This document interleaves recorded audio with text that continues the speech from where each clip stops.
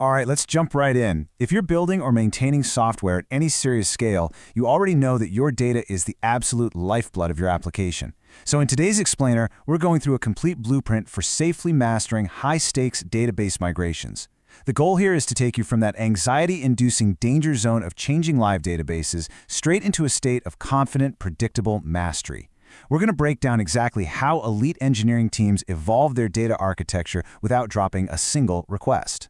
Because honestly, at scale, preserving system availability while you're actively evolving a database feels exactly like performing surgery on a patient who is currently running a marathon. It's intense. You have to preserve availability, keep the data absolutely intact, and evolve the structure, all while the system is under heavy, live production load. The engineering goal is perfect zero downtime.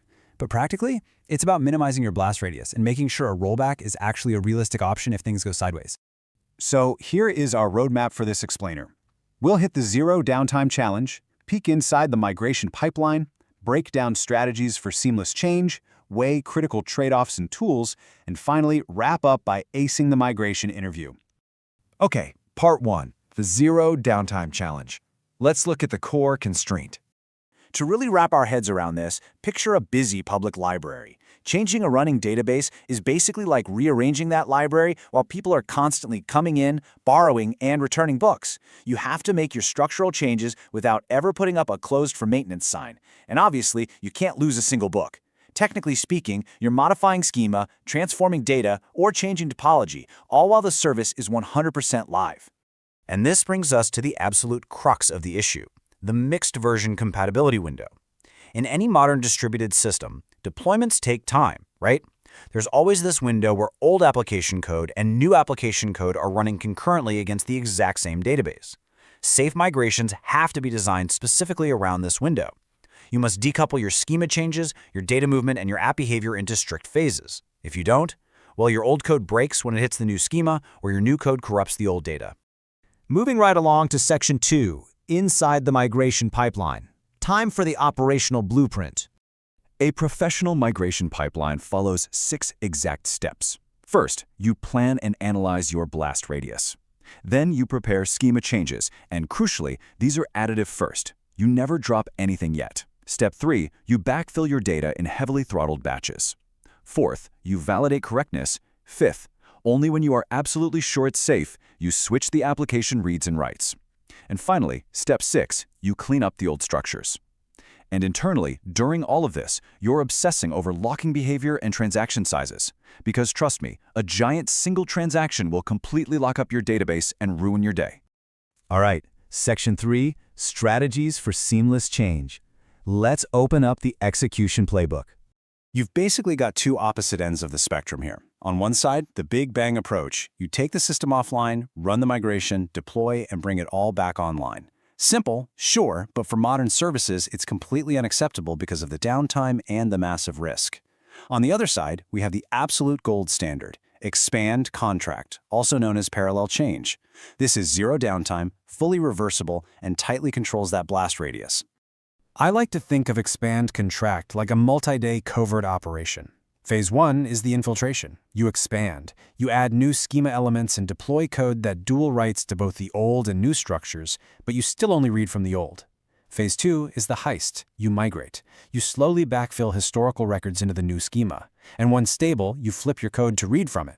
Finally, Phase 3 is covering your tracks. You contract. You remove the dual write code and drop the old schema, but only after you've observed it long enough to know you're completely safe. Now, while expand contract is the gold standard, there are a few other plays. Blue-green deployments give you a full alternate environment. It's great for incredibly fast rollbacks. You just switch the traffic, but it comes with notoriously complicated database state synchronization. Then you have canary rollouts, which are perfect for safely testing database-heavy features on just a tiny subset of users. And shadow tables, where you dual write and validate against a new format in the background without actually switching live reads until you've mathematically verified the data. Okay, Section 4, critical trade-offs and tools, balancing speed and safety. Let's face the harsh reality of database engineering for a second. Rolling back application code is usually pretty easy. Rolling back data changes, incredibly hard, sometimes literally impossible. Doing a point-in-time restore might mean wiping out hours of actual customer transactions.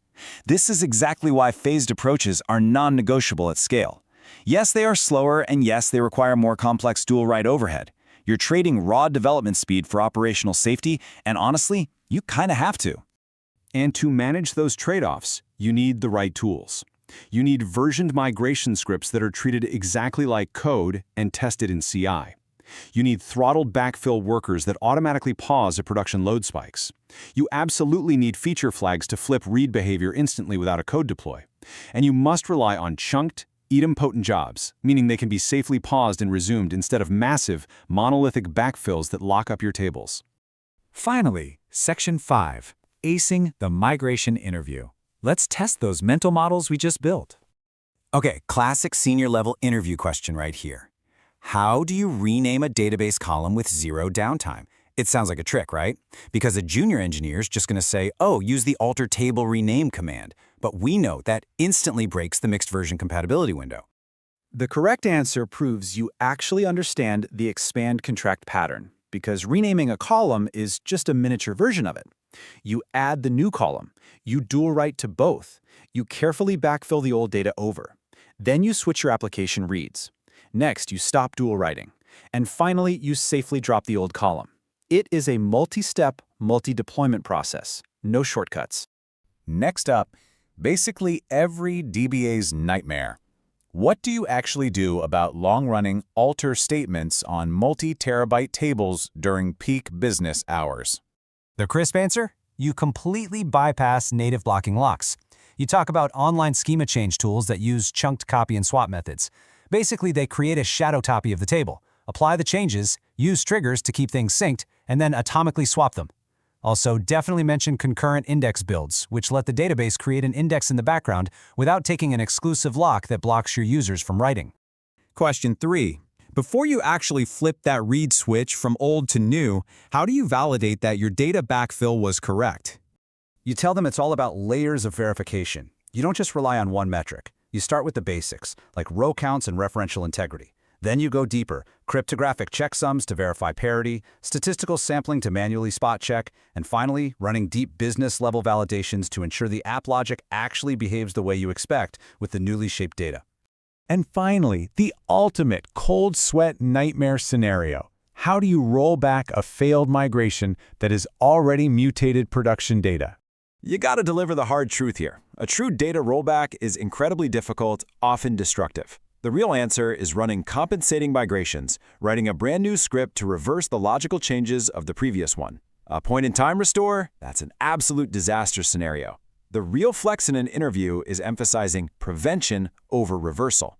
You explain that your entire phased rollout strategy is designed specifically so you never have to do a panic-induced data rollback in the first place. Which brings us to our final thought. Changing a live database doesn't have to be a terrifying leap of faith. By utilizing the expand contract pattern, respecting the compatibility window, and meticulously decoupling your schema, data, and code changes, you can evolve systems incredibly smoothly. So, let me leave you with this. When you look at your mixed database migration scheduled for tomorrow, are you planning for success with a bulletproof strategy, or are you just holding your breath and planning for a rollback? Thanks for watching this explainer, keep building safely, and we'll see you next time.